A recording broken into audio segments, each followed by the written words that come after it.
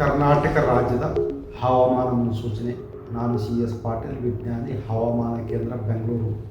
ನಾನು ಮುಂದಿನ 7 ದಿನಗಳವರೆಗೆ ಮೇ 6ರಿಂದ ಮೇ 13ರವರೆಗೆ ಕರ್ನಾಟಕ ರಾಜ್ಯದ ಹವಾಮಾನದ ಮುನ್ಸೂಚನೆಯನ್ನು ಸಂಕ್ಷಿಪ್ತವಾಗಿ ವಿವರಿಸುತ್ತೇನೆ. ಇಂದು ದಕ್ಷಿಣ ಒಳನಾಡಿನಲ್ಲಿ ಕೆಲವು ಕಡೆ, ಕರಾವಳಿ ಹಾಗೂ ಉತ್ತರ ಒಳನಾಡಿನ ಜಿಲ್ಲೆಗಳಲ್ಲಿ ಕೆಲವು ಕಡೆ ಮಾತ್ರ ಮಳೆಯಾಗಿದೆ. ಪ್ರಮುಖವಾಗಿ ಹೊನ್ನಾವರ, ಹಾಸನ ಜಿಲ್ಲೆಯಲ್ಲಿ 6 ಸೆಂಟಿಮೀಟರ್, ಬೆಳಗಾವಿಯಲ್ಲಿ 1 ಸೆಂಟಿಮೀಟರ್ ಮಳೆಯಾಗಿದೆ.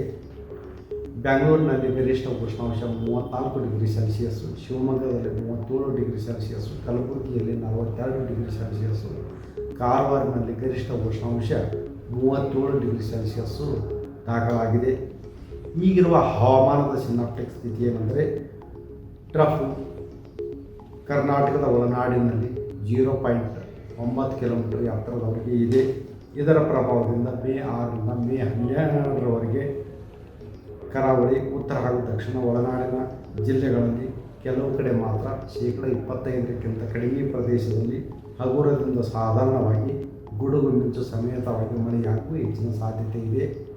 ಮಳೆಯ ಜೊತೆಗೆ ಕೆಲವೊಮ್ಮೆ ಬಿರುಗಾಳಿಯ ವೇಗ ಪ್ರತಿ ಗಂಟೆಗೆ 40ರಿಂದ 50 ಕಿಲೋಮೀಟರ್ ಇರುವ ಹೆಚ್ಚಿನ ಸಾಧ್ಯತೆ ಇದೆ.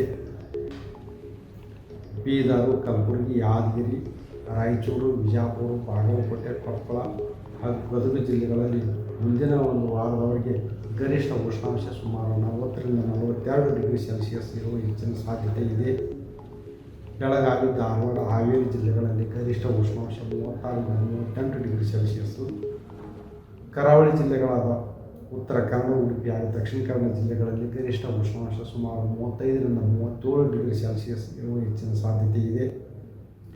ಬೆಂಗಳೂರಿನಲ್ಲಿ ಮುಂದಿನ ಒಂದು ವಾರದವರೆಗೆ ಗರಿಷ್ಠ ಉಷ್ಣಾಂಶ ಸುಮಾರು 34ರಿಂದ 36 ಡಿಗ್ರಿ ಸೆಲ್ಸಿಯಸ್ ಇರುವ ಹೆಚ್ಚಿನ ಸಾಧ್ಯತೆ ಇದೆ. ದಕ್ಷಿಣ ಒಳನಾಡಿನ ಉಳಿದ ಎಲ್ಲ ಜಿಲ್ಲೆಗಳಲ್ಲಿ ಗರಿಷ್ಠ ಉಷ್ಣಾಂಶ ಸುಮಾರು 34ರಿಂದ 36 ಡಿಗ್ರಿ ಸೆಲ್ಸಿಯಸ್ ಇರುವ ಹೆಚ್ಚಿನ ಸಾಧ್ಯತೆ ಇದೆ.